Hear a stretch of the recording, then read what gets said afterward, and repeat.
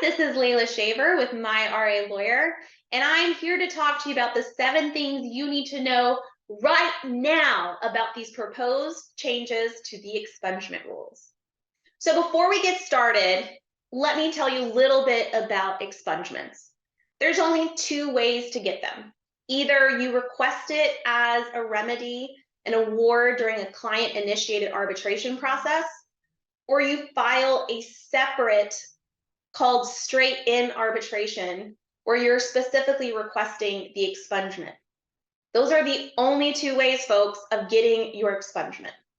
So let's talk about the proposed changes to these straight-in proceedings, or these proceedings that you initiate specifically for expungement. The first thing you need to know about these straight-in proceedings is that right now in 2022, your expungement is heard by 1 panel person. With these new proposed changes, you would have your expungement heard not by 1, not by 2, but 3 panel people, randomly selected. And no, you don't get to strike any of them. What the hell am I talking about? Normally, during the course of arbitration, you receive a list of proposed arbitrators, and you get to rank them based on which ones you want to be on the panel. You also get a certain number of strikes, people that you can strike off the list and say you don't want to be on your panel. Not so, these proposed changes go into effect. You will not be able to strike any of them, and they will be randomly selected. This will not be the case if these proposed rules go into effect.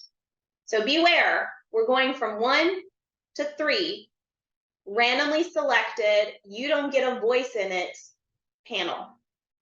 The second thing you should know about these proposed rule changes, specifically with these straight-in proceedings, is that they want you to go to your state regulator and let them know that you're requesting expungement. And they want to give the state regulator an opportunity to sit on your expungement hearing. That doesn't happen right now, and is only going to make it more difficult for you to get an expungement. And this is the second thing that they are proposing to change. The third thing you need to know about these straight-in proceedings is that FINRA is proposing to change the time limit. Yes, there are those of you with disclosures from 15, 20, 25 years ago that you can go right now and file your expungement and request for that expungement process. If these proposed rules go into effect, you are going to have 3 years from the time a client complaint is initiated. If it goes to arbitration, you're only going to have 2 years from when the arbitration is completed to request expungement. After that, it's a no-go. You won't have an opportunity to request that expungement. If this rule were in effect right now, today, it would eliminate 70% of current expungement requests. Let that sink in for a minute. The fourth thing you should know about the proposed changes to these straight-in proceedings is that the panel of not 1, 2, but 3 people must be unanimous for you to get an expungement. Not majority.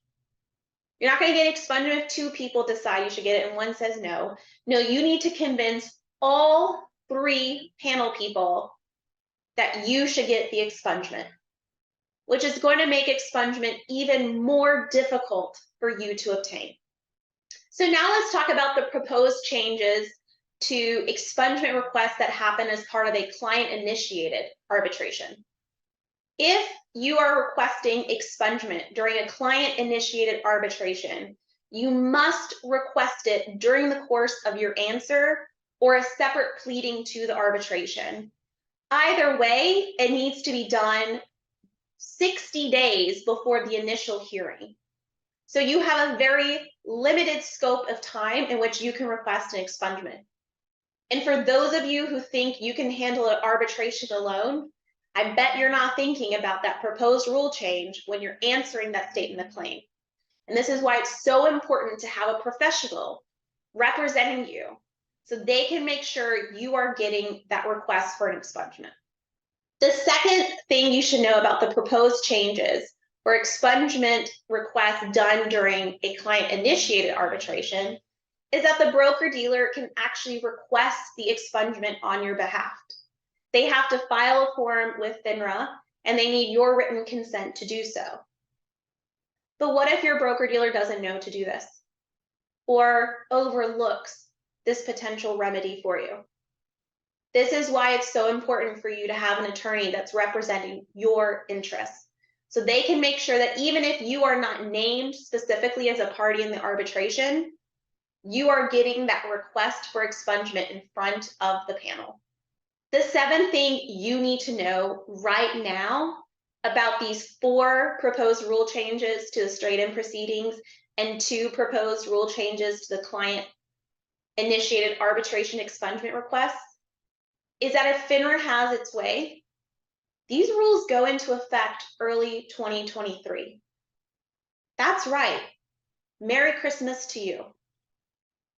So if you have expungements that you want to start and you have disclosures you want to get rid of and you've been dragging your feet, you're about to be locked out of an opportunity to get them scrubbed from your record.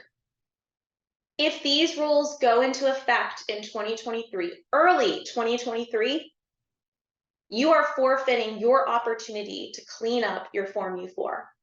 I know this is a lot, and this may even be pissing you off right now. Great, what else is FINRA going to do to make my life more difficult as an advisor? I get it. Unfortunately, these are the rules that we have to play by. So if you have something on your record that you want to get expunged, then let's do it today before these rules go into effect. Give us a call at 770-462-2118, and let's clean it up for you.